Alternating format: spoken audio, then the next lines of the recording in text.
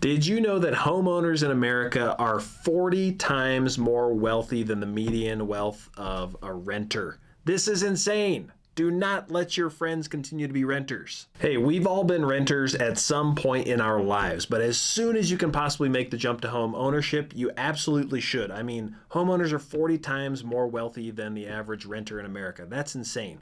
Don't let folks in your lives continue to be renters. Here's the reasons why a lot of people continue to fall into the renting game instead of home ownership. So one reason that renters aren't building as much wealth as homeowners is because renters are building someone else's wealth, and that is the landlords. Whoever owns that property, the renter is effectively paying down their mortgage every single month, in addition to giving that landlord some cash flow. So that money is literally gone out the window, never to be seen again by the renter, never building equity or wealth. Another thing we hear from renters all the time in our real estate business is that they're just not ready to become homeowners. They're just going to wait for either the market to be in the right place or them to be in the right life spot to become a homeowner, when unfortunately all that time is now passing them by.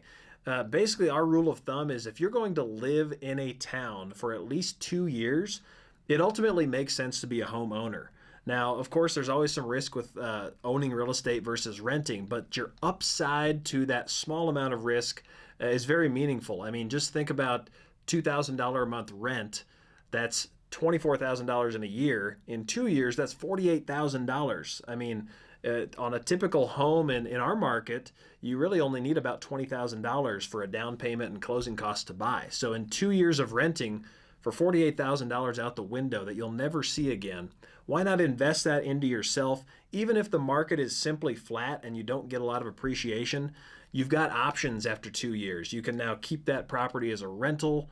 You now become the landlord, or you can sell it and unlock your equity and move on to your next purchase or move. So we encourage everybody to not get stuck in the waiting game. It's kind of like they say with new would-be parents, you're never actually ready.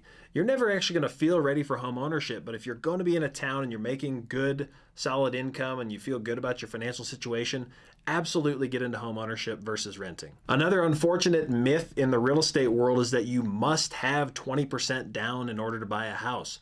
This is just not true. There are loan programs that allow you to come in with as little as 5 or 3% down, sometimes even 0% down.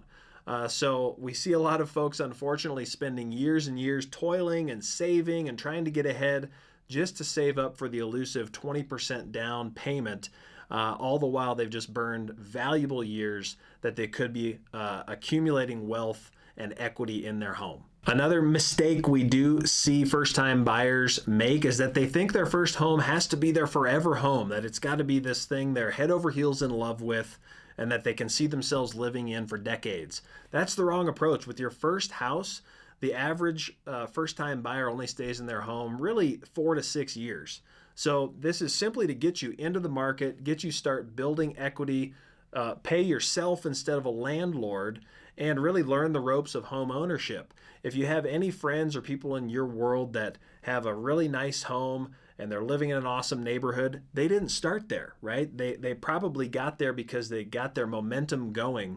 And it all started with their first home where they could build equity and then roll that into their next purchases. And then by the time they're on their third or fourth home, they're living large, but these folks aren't necessarily millionaires. They just started the momentum of real estate home ownership early. And it's just like the old saying goes, when is the best time to plant a tree? Well, when's the best time to get into real estate ownership? Ideally, it was 10 years ago, but the next best time is right now, today. So don't hold off any longer. If you or someone you know is still in the renting game for any of these reasons, show them this video and let's sit down and have a conversation and run the real numbers as to how much wealth they can build in the coming years by jumping into home ownership, even if it's not their forever home. I'm Chris Mullenberg, the founder of the Mullenberg Real Estate Team at eXp Realty here in Northern Colorado, and we work with first-time home buyers all the time. It's really a specialty of ours because we're really good at educating folks on what this home purchase means for their big picture life plans and financial goals. We've seen so many first-time buyers build massive wealth in a short amount of time, and we've got some clients who have built six figures, over $100,000 of real estate equity in under 5 years. There's no other asset in America that's able to do that. So give us a call or shoot us a note. We'll sit down. We can run some real numbers as to what home ownership looks like in our market and how that compares, and just blows renting out of the water. And it's just more fun to be a homeowner. So get after it.